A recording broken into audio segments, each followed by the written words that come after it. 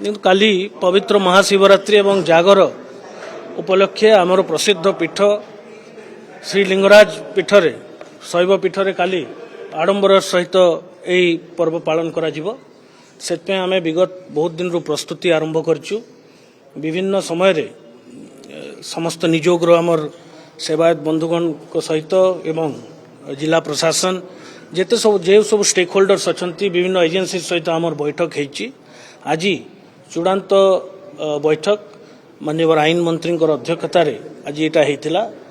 ଯେଉଁ ସବୁ ଆଲୋଚନା କରିବାର ଥିଲା ଆଜି ତାହା ଠିକ୍ ଭାବରେ ସେସବୁ ଜିନିଷ ଗୁଡ଼ାକ ଆଲୋଚନା ହେଇଛି। ମୁଖ୍ୟତଃ ନୀତି ନିର୍ଘଣ୍ଟ ନୀତି କେମିତି ଠିକ୍ ସମୟରେ ଏବଂ ଠିକ୍ ଢଙ୍ଗରେ ହେବ, ଯଦ୍ୱାରା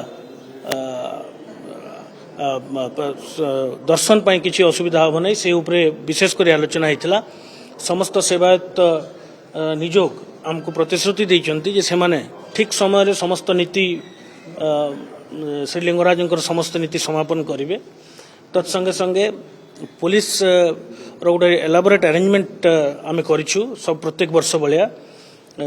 ଆମେ ଆଣ୍ଟିସିପେଟ୍ କରୁଛୁ ଯେ এই ବର୍ଷ ଆହୁରି ବି ଭିଡ଼ ହେବ, ବିନା କିଛି ଅସୁବିଧାରେ ଯେମିତି ସମସ୍ତେ ଦର୍ଶନ କରିପାରିବେ, ୱେଟିଂ ଟାଇମ୍ କେମିତି କମ୍ ରହିବ ତା ପ୍ରତି ଆମେ ବିଶେଷ ଧ୍ୟାନ ଦେଇଛୁ ଏବଂ ଆମେ ସେବାୟତ ନିଯୋଗଙ୍କ ଅନୁରୋଧ କରିଛୁ ଯଦି ନୀତି ଠିକ୍ ଢଙ୍ଗରେ ସମୟରେ ହେବ ତାହେଲେ ୱେଟିଂ ସମୟ ଯେଉଁ ଅପେକ୍ଷା କରିବା ସମୟ ମଧ୍ୟ ଜନସାଧାରଣ ବା ଶ୍ରଦ୍ଧାଳୁଙ୍କର କମ୍ ରହିବ।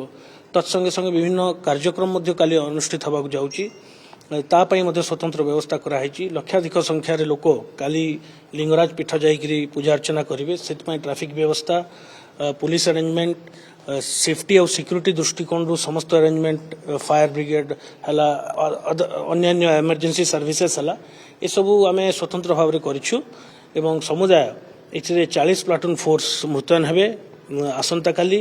ତତ୍ସଙ୍ଗେ ସଙ୍ଗେ 100ରୁ ଉର୍ଦ୍ଧ୍ୱ ଅଫିସର୍ସ ବିଭିନ୍ନ ର୍ୟାଙ୍କର କାଲି ମୁତୟନ ହେବେ। କାଲି 24 ଆୱାର ଆଜି ଇନଫ୍ୟାକ୍ଟ ଆଜି ପାହାନ୍ତିଆରୁ ମାନେ ଆସନ୍ତାକାଲି ପାହାନ୍ତିଆରୁ ଆମର ଡ୍ୟୁଟି ପୁଲିସ ଡ୍ୟୁଟି ଲାଗିଯିବ ଏବଂ ଆମେ ଅନୁରୋଧ କରୁଛୁ ଆପଣମାନଙ୍କ ମାଧ୍ୟମରେ ସମସ୍ତଙ୍କୁ ଯେ ପୁଲିସକୁ ଦୟାକରି କୋଅପରେଟ୍ କରନ୍ତୁ ଏବଂ ଏଇ ବିଶ୍ୱ ପ୍ରସିଦ୍ଧ ମହାଶିବରାତ୍ରି ଯେମିତି ସୁରୁଖୁରୁରେ ସମାପନ ହେବ ଏବଂ ସମସ୍ତେ